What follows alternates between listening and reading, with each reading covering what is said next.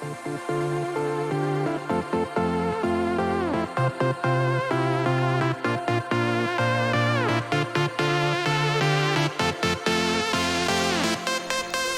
to Clock the Tea with Dr. Long.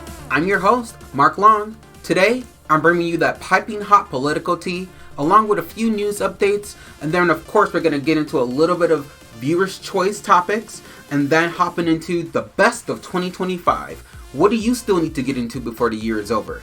Grab your tea, grab that coffee, and grab that water, because you know you need to be replenished to get into this tea.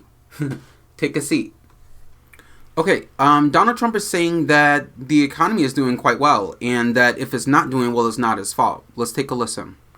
They want to just have a level playing field. The president is blaming his predecessor for challenges facing farmers, but many have been squeezed by Trump's trade war, with foreign markets for their products restricted and prices for equipment rising.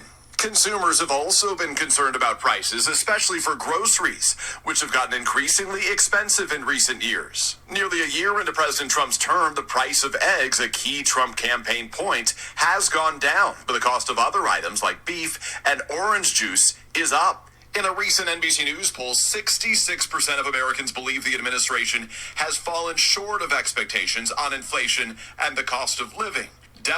Now, isn't this outstanding that Donald Trump is basically trying to say that Americans are full of shit right now, that, you know, things are basically okay, which is quite ironic given that also the White House released a statement on inflation, and their statement pretty much puts a lot of blame on the Biden administration, and there's no talk about there's a little talk about what the administration is planning to do, but it looks like a lot of blame on Biden. I'm just going to give you some clips or some tidbits of what it says.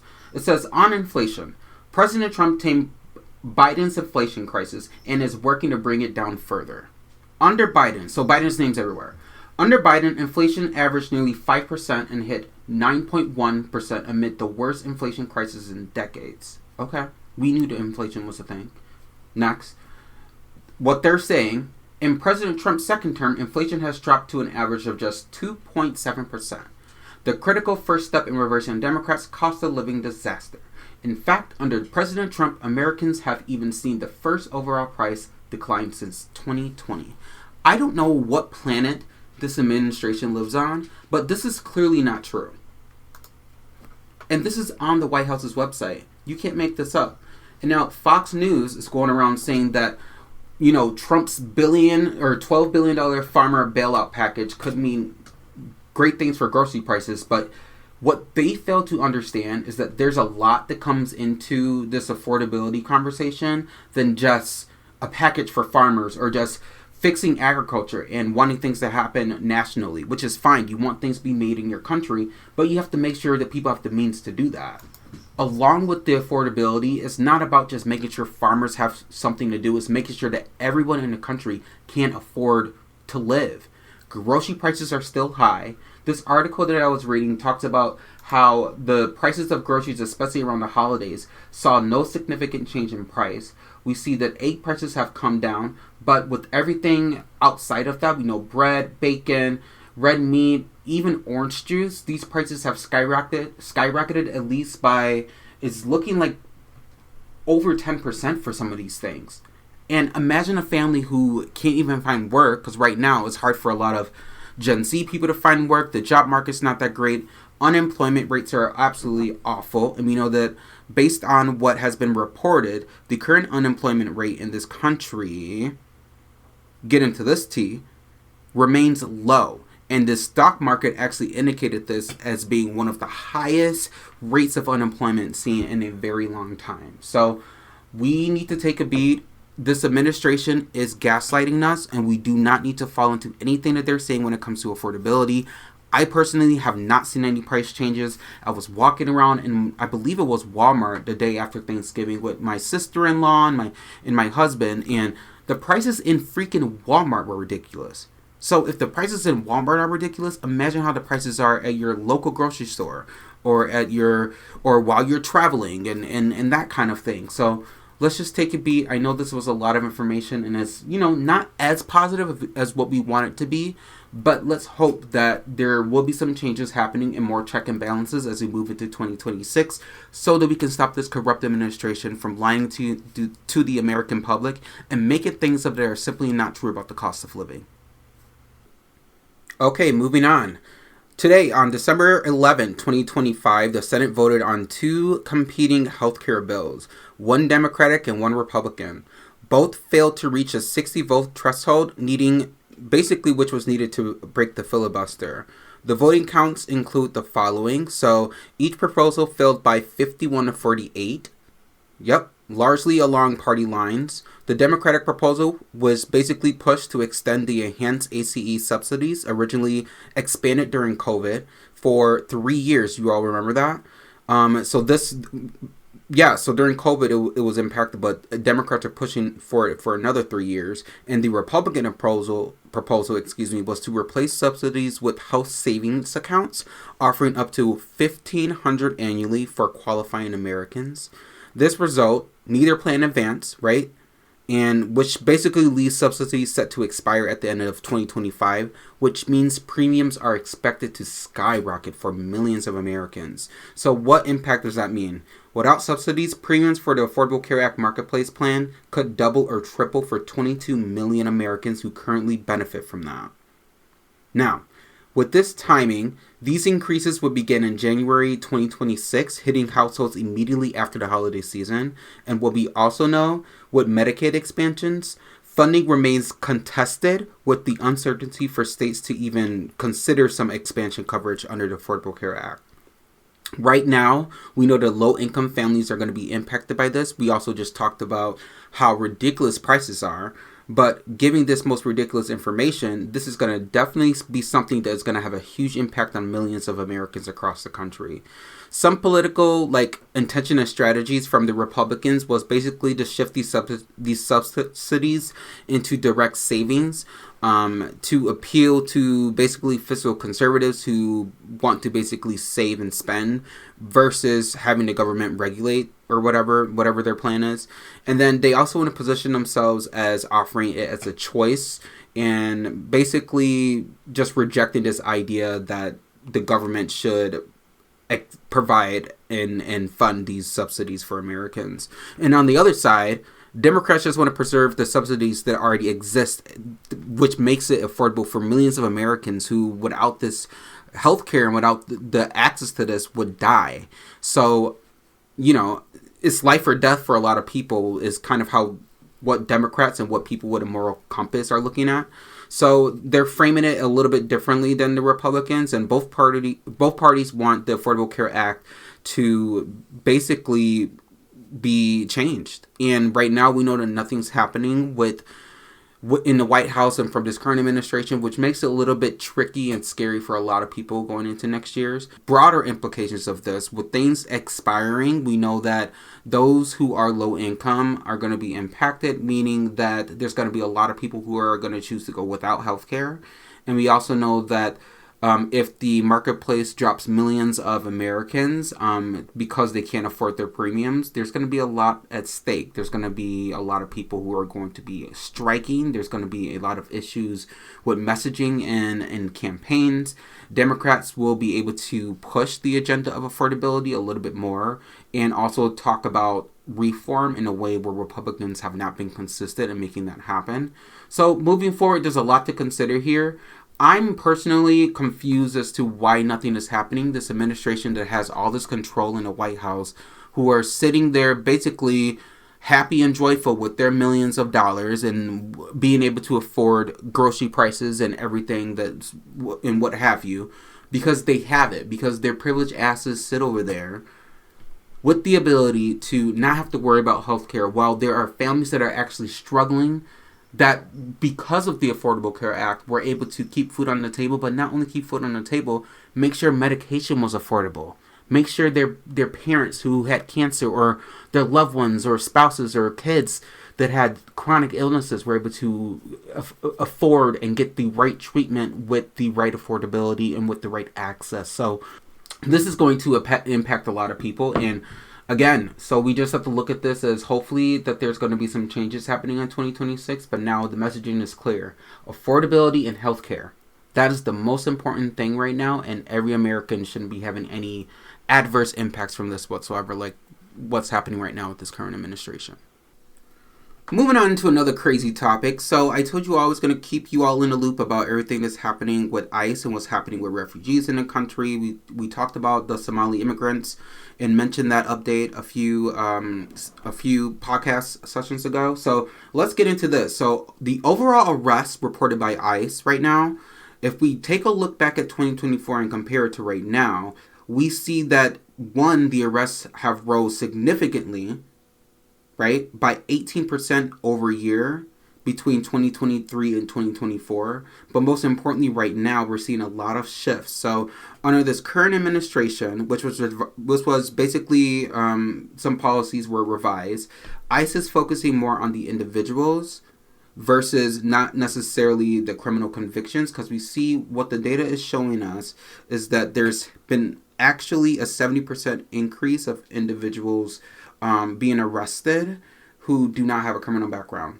And this matters because there has been a lot of conversation being put out there that all of this information is not true, and what are the Democrats talking about, and what are these blue states talking about.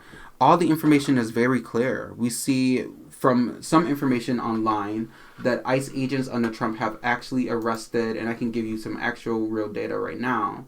They have actually arrested at least, new data shows that nearly 75,000 people arrested by ICE between January and October had no criminal record.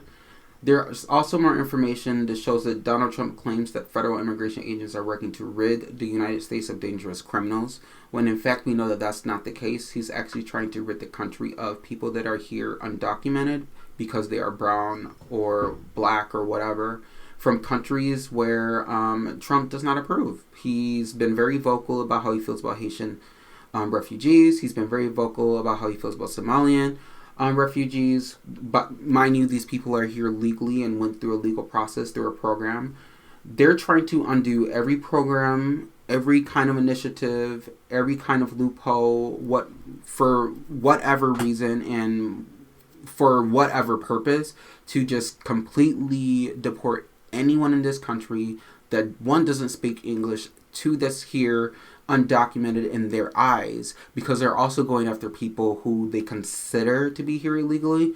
For example, the whole idea of racial profiling, this administration says, is claiming that it does not exist, specifically when it comes to immigration, because what they're saying is that this immigration is actually focused on making sure that killers, leeches, and entitlement junkies are deported. And this quote comes directly from the Department of the DHS Secretary Kristi Noem. You know how we feel about her. She's not the best person to speak on issues.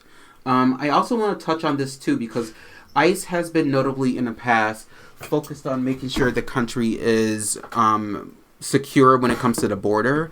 Now there has been a huge shift to focus on communities of color and communities in countries or in metropolitan communities in blue states and large cities, because Trump feels that these people did not support him in his last run for president.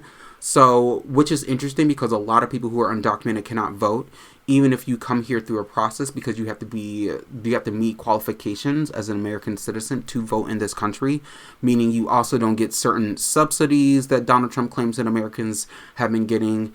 So yeah, this is just another example of the president being racist, and another example of this administration being tone deaf of the reality of this country, and that people who are here illegally want to be here legally because they love this country and they're able to work and provide for their families. And a lot of these people, if they're being deported, they're not going to have that support when they go back home. So yeah, just wanted to clock that and give you more information on where we are with this. All right, I want to talk about another topic here. So the U.S. has actually seized a large oil tanker called the Skipper off the coast of Venezuela on December 10th of 2025. President Trump confirmed the operation, calling it the largest tanker seized ever. And he is saying the U.S. would likely keep the oil. Now, also Venezuela denounced the move as pretty much piracy and as blatant theft. while oil prices rose in response. So let's get a little bit more information here. The tanker had been sanctioned by the U.S. Treasury since 2022 for alleged involvement in an oil trafficking network tied to Iran's Revolutionary Guard and Hezbollah. Now, more information on that. The operation involved the U.S. Coast Guards, FBI, Homeland Security, and Marine Corps, along with helicopter teams and basically securing the vessel. There were no casualties reported, but this seizure is a part of Trump's pressure campaign against Venezuela President Nicolas Maduro, who the U.S. has accused of basically narco-terrorism and corruption. And they're also saying that Venezuela relies heavily on oil exports, most of which go to China. But in this case, cutting off shipments is seen as weakness to the government there.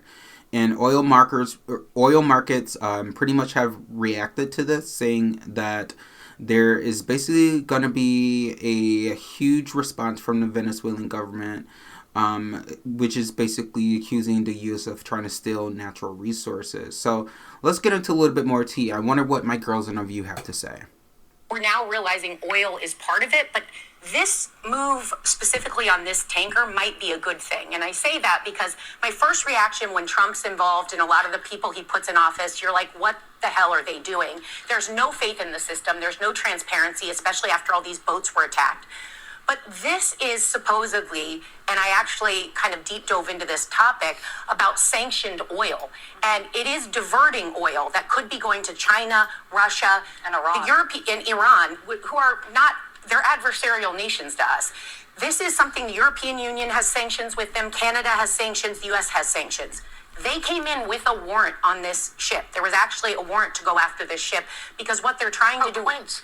Well, no, but that you got to call them when they're a federal judge do it. When you look, when we criticize all the time about the illegal things, you got to call them. This was a legal seizure of an oil tanker, and a lot of what they're saying is that this is also going to de-incentivize black market ships from stopping in Venezuela and taking this oil to enemy nations. So this actually might be a good thing. Sadly wrapped in a Trump packaging, which makes it really hard to see that. So if they took the oil to enemy nations, what does that mean? Well, it was supplying some terrorist regimes for years now. And they're sanctioned by the U.S. government. It is unlawful. I would say I see this But very... you just blow up all the ships It's that not do blowing it? up. This is not They I didn't even resist, by the way. Can I just say this, though, on the legal piece of it? Yeah.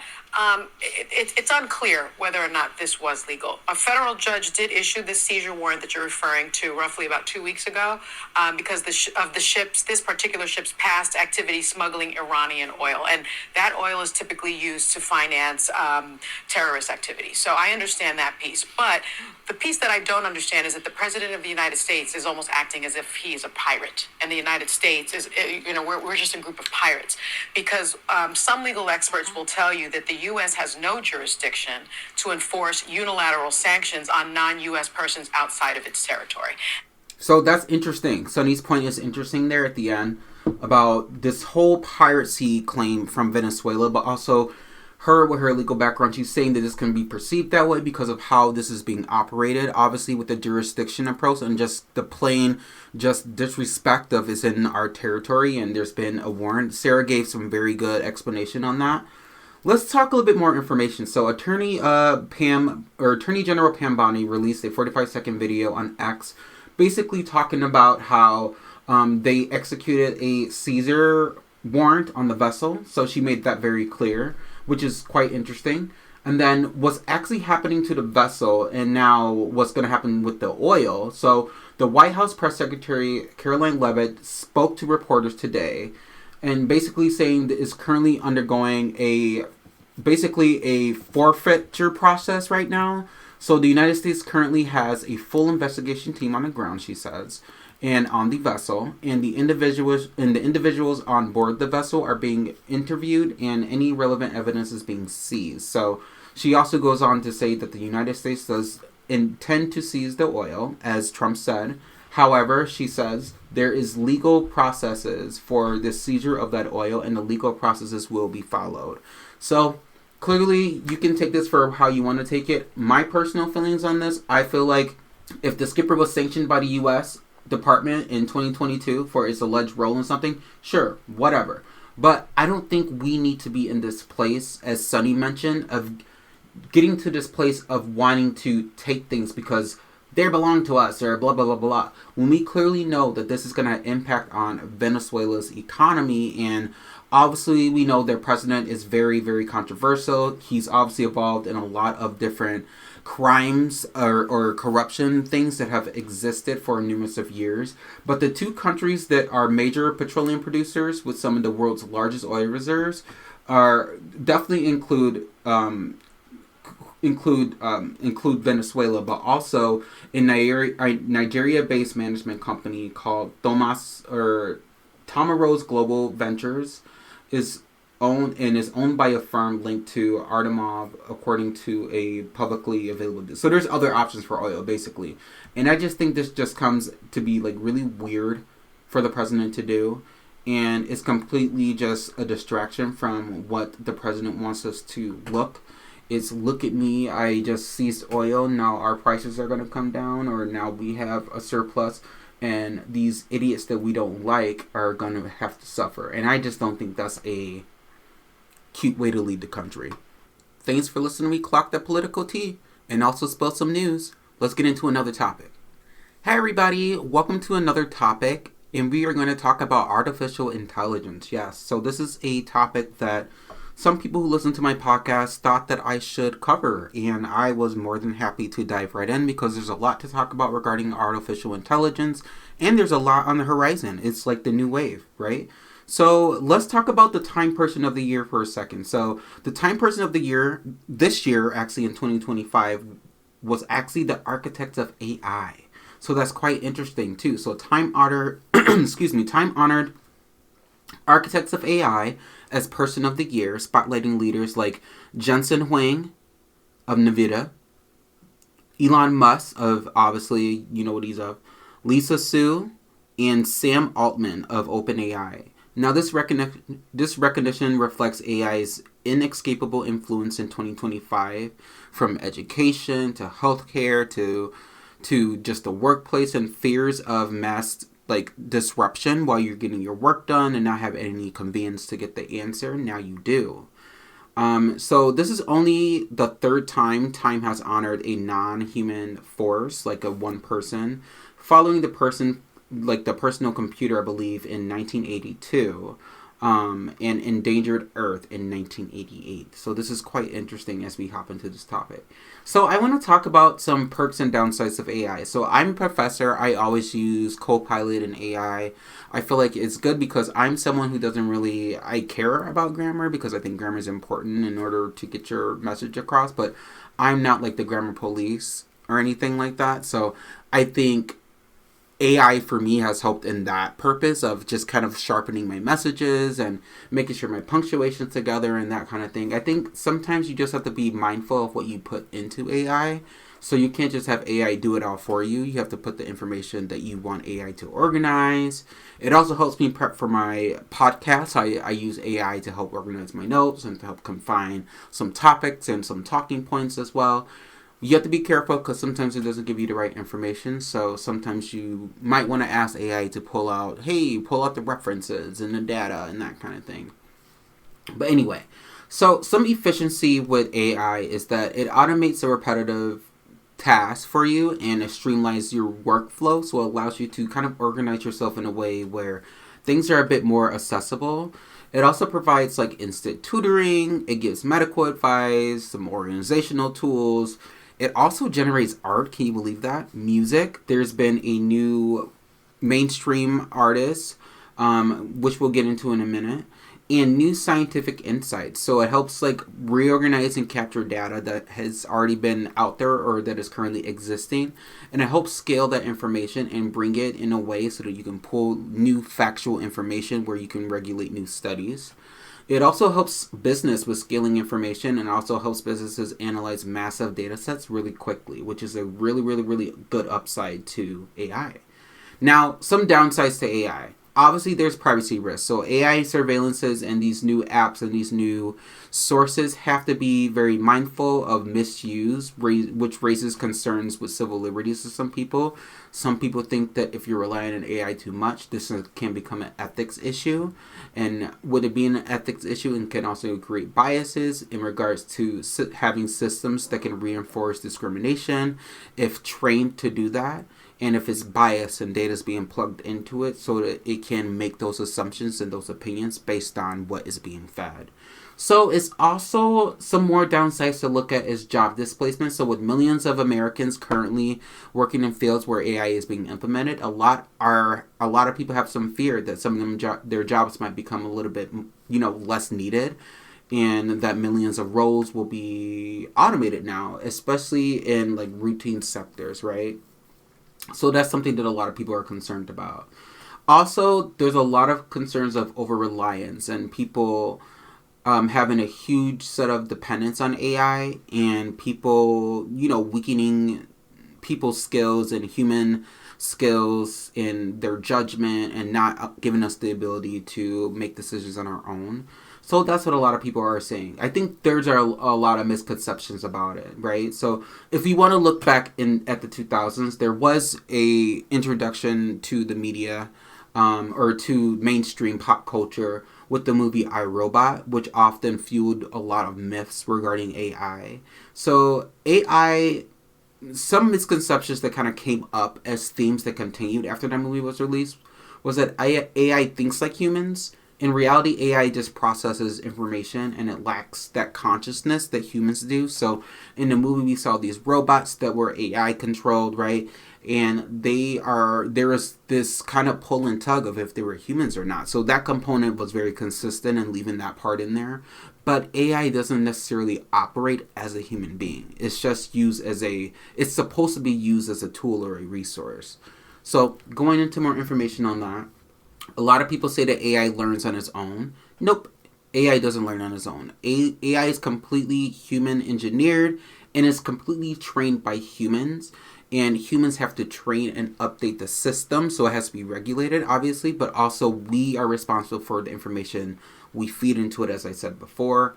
Using it as a professor, obviously to organize things. But also being mindful that AI isn't necessarily here to replace humans to get work done for students. So, making sure that you're having conversations with your department regularly and being responsible about what information is coming out in your field or in the discourse and where you've worked or where you do work. I think that's super important to take note on as well. So another misconception, AI doesn't need humans. That's absolutely not true. AI depends on human oversight, right? And we also know that AI makes mistakes and it does have biases. Errors are very common. So there might be time where you read information, you might have to do a double check. So typically, like I mentioned before, AI is used as a tool. You can ask it to pull information and sometimes it'll just make shit up based off what you put in there. So you have to be very careful that, AI is currently able to be used as a way to help us get through life more easier and not necessarily used as a way to replace our skills and our functioning every day. So I think I wanted to talk a little bit more about that. So Bill Gates predicted this, right? So we all know that he predicted that AI is revolutionary and that it was going to be compared to your personal computer, your mobile phones, the internet. He predicted that within 10 years, AI will replace many roles in medicine. I know we talked about this a little bit, but that's really significant because if you look at how medicine is set up right now, it relies a lot on the shifts and changes in technology and how information is gathered. So a lot of doctors are using AI now to take notes on their patients. So you'll see them with their smartphone devices that they use for work, and it records conversation and it with obviously consent from those who plan to receive services from these public institutions, but it records information and it helps generate the information for the doctor so that they can get their notes more accurate, and also it kind of highlights information and relevant information so that they can keep track of data that they can pull later on for when pulling reports or when making other medical decisions. So this is it works in a great way in the essence of healthcare and making sure that people and doctors are giving you accurate information and keeping proper notes without missing information and that kind of thing. Obviously, we're going to see this in the human service field as it's starting to shift a little bit more virtual as well. So human services meaning mental health care, counseling, psychiatry, psychology, that kind of thing. It'll just be interesting to see where AI goes. Now, I know when that movie first came out in the early 2000s, I thought that AI was going to be like this huge new wave of how our life is carried out every day. But I'm starting to notice with every technological update, it just happens gradually. You know, if you look back at I believe it was the 60s and 70s when the show The Jetsons came out. I don't remember exactly when, but it was a while ago. And basically, they were kind of showing how they thought life was going to be like in the 2000s, right? There's going to be flying cars. There's going to be Rosie, your robot, helping out with your dishes. And there's going to be new waves of transportation along with new styles of working. They got some things right. So I remember the Jetsons getting right the virtual video calls and that kind of thing. So all that stuff kind of stayed on. But now it's a little bit more permanent as a part of our everyday life. I also think it's super important to look at other aspects of artificial intelligence and how we shouldn't be too fearful of it. I think AI, like I mentioned before, is used as a tool, but most importantly, is set up as a way to help us shift in a way where our lives can be made more convenient, but also that we can have information at our leisure so that we can become better human beings in terms of accessing information. The only issue I have with artificial intelligence is misconceptions and misinformation and data that is basically biased and derived from those who are putting misinformation into it. I think we have to be super mindful with how we use it.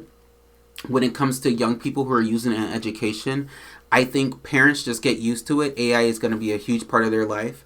And one way that you can prepare them for being responsible with AI is just reminding them that it's a tool, but also you as a parent becoming adjusted to AI as well. I think if you're using it every day in your life, you can use it to help set up your plans for shopping, your plans for travel. If you are planning to travel, you can use it to organize your grocery list. You can talk about different recipes. So there's a lot of different ways where you can use it, where it can be just a part of your norm and not necessarily something that you should shy away from. So I'm loving AI. I think it's going to be here to stay. I think 2026 is going to bring a lot of new ways for AI. And I think Bill Gates is right. I think in 10 years, we're not going to see a lot of, changes in terms of more people being hired to work in medical settings. But I think we're going to see a little bit more assistance from artificial intelligence. Thanks for listening. Alright, I'm here to bring you a fun topic. This topic is going to be talking about girl groups and where are they now. So I want to talk a lot about the divas, right? Because, the icons of the 90s, of course. But most importantly, girl groups kind of stayed around and they had a resurgence probably, I believe it was in the 2010s, I would say. Because we had groups like, I believe it was Fifth Harmony and Little Mix. So we'll talk about a little bit of that. But let's get into it. So the Spice Girls, right? So the Spice Girls had this rumor about this 30th anniversary world tour in 2025 to 2026 or something. And reports suggested that Victoria Beckham, Posh Spice, is unlikely to participate in that. But Mel B and Mel C and Jerry and all the other girls and Gemma are all pushing ahead to do it. So I want to give you a little bit more Spice Girl tea. I wonder what's going on with the girls, right? Because there's been so much happening in regards to just making sure that girl power still exists, but also just what are they up to? Mel B, Scary Spice. So she's been active on TV for quite some time. So she's been in the entertainment business as a judge. She was on X Factor in the US and the UK, I believe. I think she came in as a guest on the US when that one existed. But she's been here doing a lot of other things like America's Got Talent. She was also in some other shows here and there, streaming. So Mel B has stayed busy. So Scary Spice is doing her thing. I know she's also been remarried. I believe she got married to Eddie Murphy and they had a kid at one point. Mel B is living her best life. She also went through like a scary relationship situation. We don't have to get too much into that because we don't want to give that person air who caused harm to our precious Mel. But I'm happy that she's still thriving and doing her thing.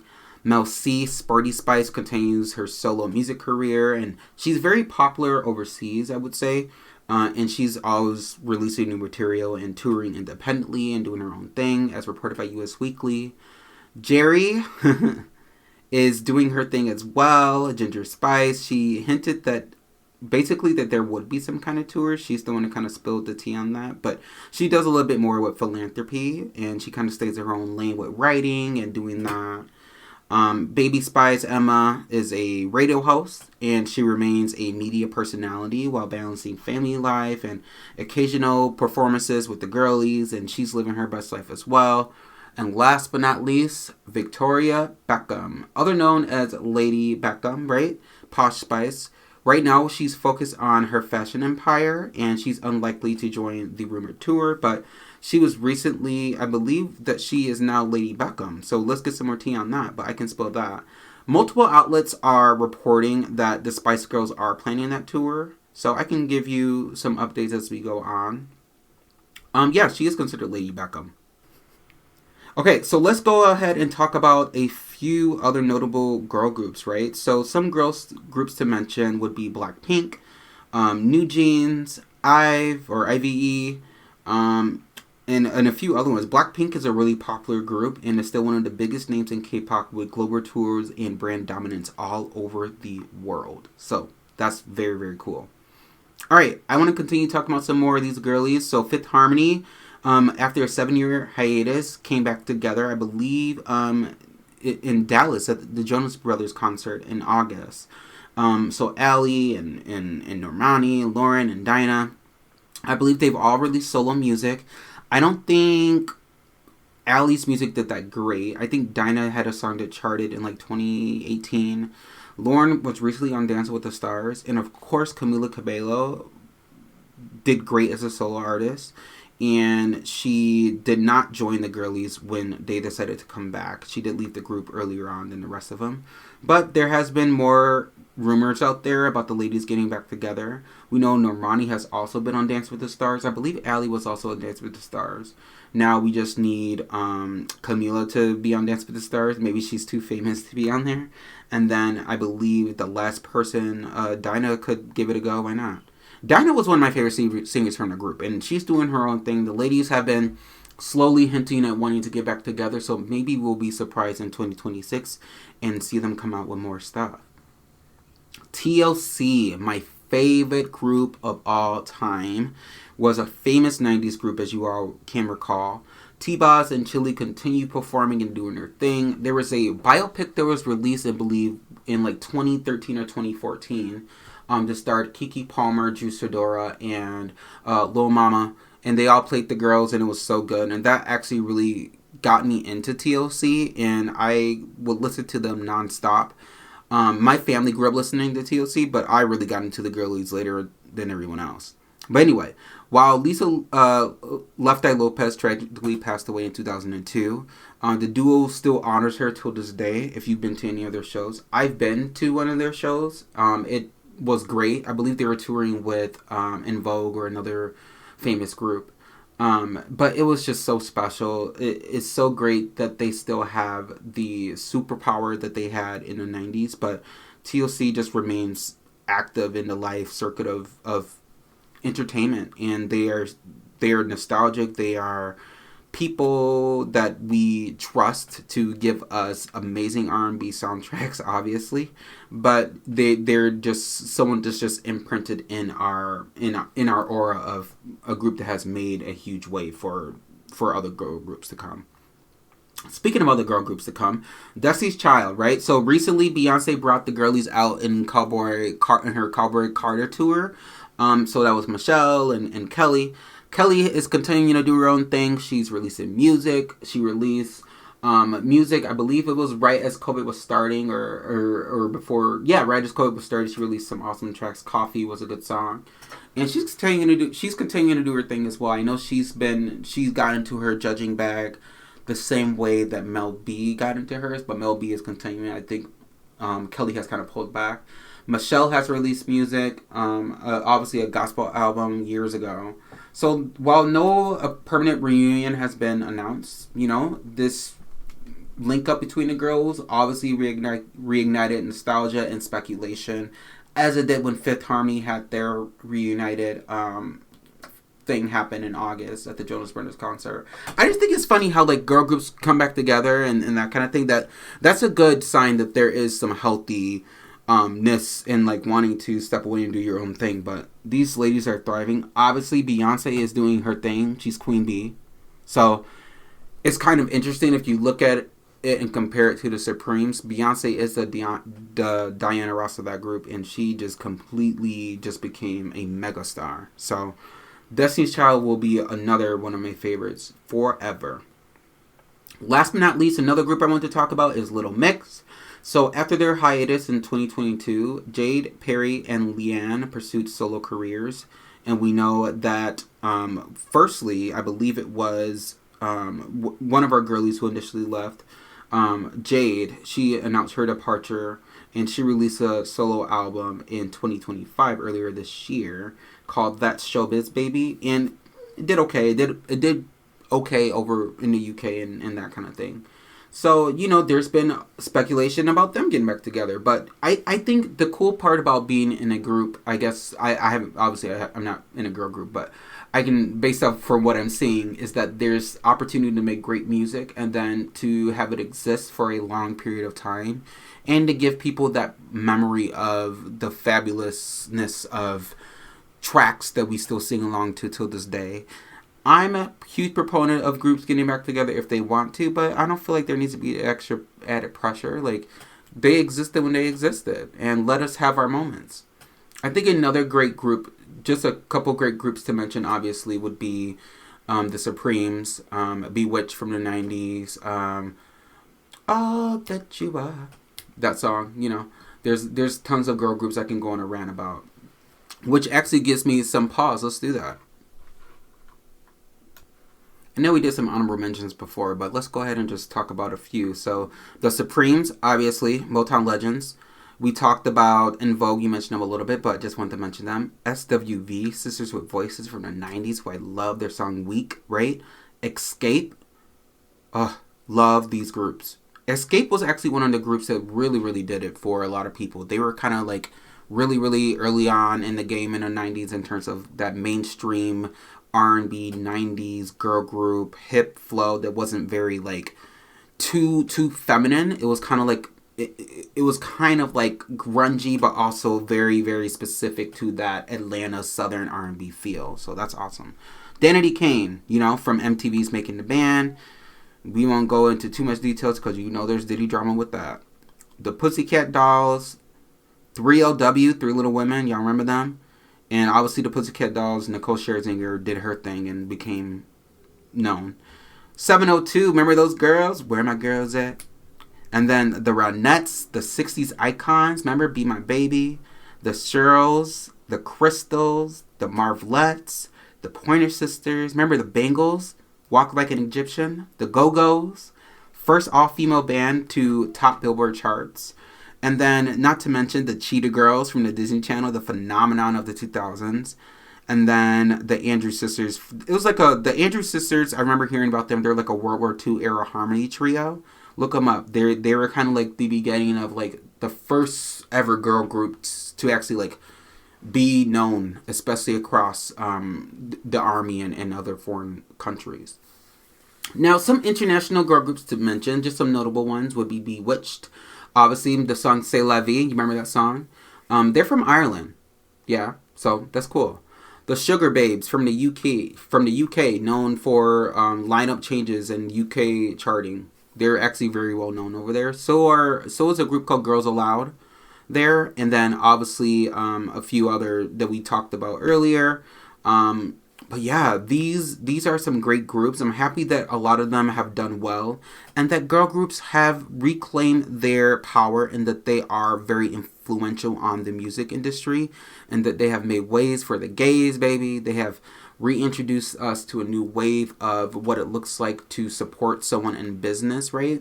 Obviously, they're women supporting women from in front or from what we see in the camera, but we know there's drama behind the scenes. So I think it's super important to mention that a lot of these groups went through a lot of struggle with greedy people, but it shows the resiliency with the fact that I am 34 years old and I can literally rat off the lyric to any one of these ladies, okay? So there's that. Thank you so much for listening. I'll bring you more next time. Okay, last but not least, this last segment is going to be very, very cool. It's going to be the must-sees of 2025, or basically just things to get into, because the year is pretty much almost to an end, and you can't end a year without diving into what the year had to offer, right? We talked a lot about politics at the beginning, but now let's talk about, just some things you could do. So I saw pretty much most of these movies, but some must-sees movies of 2025 as it lists out would be Sinners and Wicked for Good, which I can say both those movies were absolutely outstanding. Another great movie that has been getting a lot of buzz this year was One Battle After Another. I believe you can stream it, but a lot of people want to go see it in theaters. 28 Years Later is a long-awaited sequel to 28 Days Later. So yeah. And Zootopia 2 for the Little Ones is a Disney animated sequel and a family favorite. The first one had a great, cute message, and the second one does the same thing. So you all should go to the movies. I love going to the movies. And I think, the ability to stream and download and buy a movie on Amazon or whatever, or Prime, and just watch it with your family. You can do it that way too. Get some popcorn going. Some much-watched series of 2025 include, obviously, Stranger Things Season 5, which just premiered, right? Or just went live for us to go see it, I guess, on Netflix. So check it out. I'm still only one episode in. Another show people are saying that has been getting a lot of buzz has been The Pitt on HBO Max and Severance on Apple TV. A show that recently got out there was It, Welcome to Derry. I talked a little bit about that in my previous podcast. It's pretty intense, but it's definitely worth the check out if you like scary things. If you don't, maybe don't check it out. And then The Chair Company, which is a satirical workplace comedy. I haven't heard much about it, but I am excited to check it out, as I'm hearing that is something cool to consider. Some trends of 2025. AI is everywhere. So we talked a little bit about that on the podcast today. Check out that segment. You're going to enjoy. Climate technology has been changing substantially. So we're seeing a lot happening with sustainable energy and disaster responses. Given the change in weather between this year and last year, and just kind of the natural disasters that have happened, there's been a lot being pushed into this. So the trend here is that there's more focus on the climate and the environment, which is practically the opposite of what the Trump administration wants to hear. So we'll just keep that between all of us. Obviously, space tourism has picked up a lot of traction across not just the United States, but all over the world. Some shopping has been integrated into a lot of our social platforms, a little bit more than you've noticed. So, for example, a lot of these companies had stores already, but now it's like a huge marketplace, especially on places like TikTok, for you to sell and be an influencer and get your brand out there, or start a business, or become someone who's mainstream, who talks about things. You can do it all online now. And that's been a new trend of this year. So youth culture, especially from Gen Z influence, has been reshaped, especially with politics, branding, and workplace norms. So a lot of trends this year have been shaped by a lot of online culture and a lot of what the youth are bringing to the mainstream, which is going to be interesting because that's where the money was going to be flowing now. So in 2026, just expect more of that to, basically be a priority for the social norms in this country. Some social media trends. So YouTube and Facebook still dominate overall use, but TikTok is basically the everything app with shopping, as we just mentioned. So it's like the main app right now compared to apps like X and apps like Facebook in previous years that are still being used. TikTok is pretty much taking over. A lot of people are finding themselves needing a social media break. So a lot of people are deciding to not go on social media because people are starting to see that is the new wave of support in terms of getting your name out there. But it's also the new wave of finding alternatives to stay engaged. For example, we have Threads and Blue Sky, which are alternatives to X, which has been seen to be moving a little bit more in a direction of conservative and free-for-all and freedom of speech and that kind of thing. So X is a little bit mushy. So a lot of people aren't really engaged there, or a lot of people are choosing not to be engaged there, although it still remains as a primary source of information finding for a lot of people.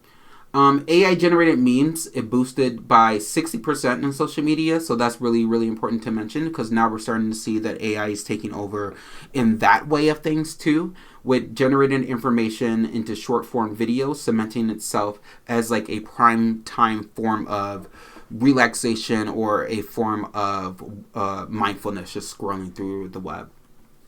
Some new lingo. Okay, so the kids. So glazing. Apparently, this is a phrase of overly praising someone, embarrassingly. So when you're glazing someone, you're giving someone too many compliments. You're glazing them, I guess.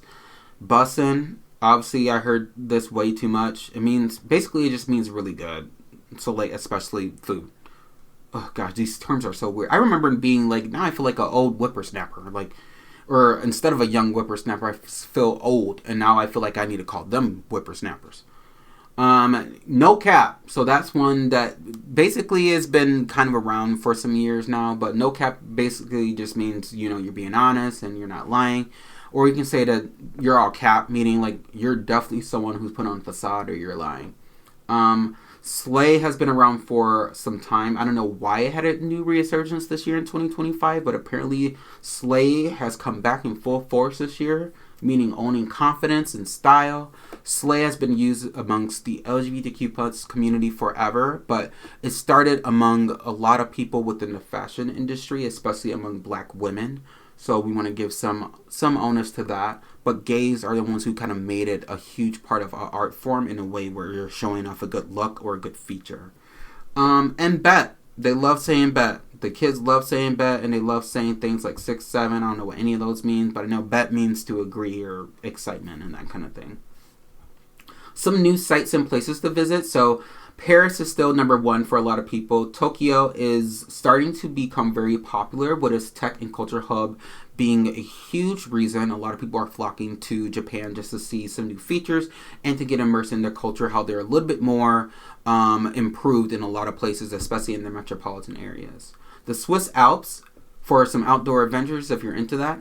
Obviously Cancun and Florida if you're into traveling to those kind of places this time of the year or just in general. I'm personally not going to Florida right now until they get their shit together. New Zealand, for some reason, is rising in ecotourism destination, but not as a place that people want to move to. So that's quite interesting to hear about that trend. Some of the biggest news this year. So obviously Donald Trump inauguration as the 47th president in January. We had a lot happening with the first Pope from Chicago becoming the Pope and being this historic person that wasn't the norm of someone who they would pick. So interesting there. The longest U.S. government shutdown in history. That happened this year. We talked a little about that on the pod too. Climate disaster, so a lot happening with floods, cyclones, and we had a lot happening with the heat waves this year. And this isn't abnormal for a winter. We're finally having a normal winter season, so it's been interesting to see all that kind of come into fruition this year. And as I mentioned earlier, AI named Time Person of the Year, basically the architects of AI. You can check out a little bit more of that. And then peace deals, so in more conflict. So we have Ukraine and the Middle East and a lot happening over there. But we've been a little bit more involved in that than the president said we would be. So it's been interesting to see how that unfolded. And as we are wrapping up 2025, I would advise you all to make more memories. The year's not over. And who knows what's going to happen between now and the end of December. Anything could happen with the current administration, but also anything can happen in our lives. With all the improvements in technology, you never know where things are going to go. Thanks for listening to Clock the Tea with Dr. Long. Please tune in for our next episode, which comes out next week. I'm going to start releasing 2 episodes a week, so please tune in. Next week, we'll start back talking about some reality TV. So, you didn't get it this episode, but don't worry, that tea is hot and piping, boiling, and we'll be ready. Take care.